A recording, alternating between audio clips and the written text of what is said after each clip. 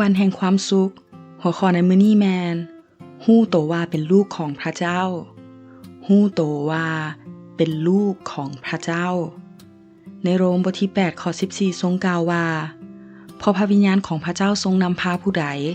ผู้นั้นแหละเป็นบุตรของพระเจ้า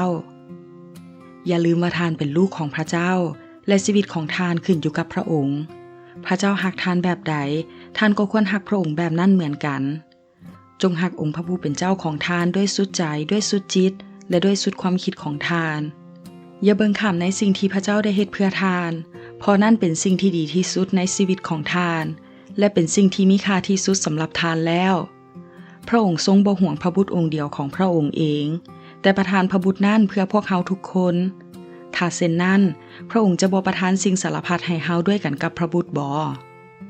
อย่าย่านในสิ่งที่พระเจ้าทดลองทานเพื่อความเชื่อของทานจะเข้มแข็งตลอดเวลา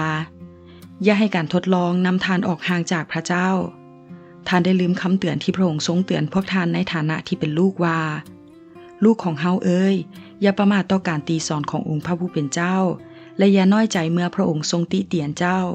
เพราะว่าองค์พระผู้เป็นเจ้าทรงตีสอนผู้ที่พระองค์ทรงฮักและเมื่อพระองค์ทรงรับผู้ใดเป็นลูกพระองค์ก็ทรงเขียนสอนผู้นั้นเจ้าทั้งหลายจงรับและอดทนเอาเถาะเพราะเป็นการตีสอนพระเจ้าทรงปฏิบัติต่อพวกเจ้าในฐานะที่พวกเจ้าเป็นลูกของพระองค์ด้วยว่ามีลูกคนใดแดที่พ่อบ่ได้ตีสอนเขา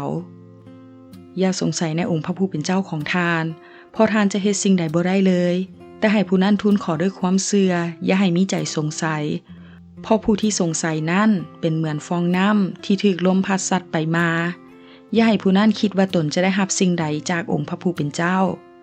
การบ่มีความสงสัยในพระเจ้าก็เท่ากับการมีความเชื่อนั่นเองวันนี้จงฟังเสียงของพระเจ้าที่กล่าวในใจของทานด้วยความทอมใจที่สุดจงระลึกอยู่เสมอว่า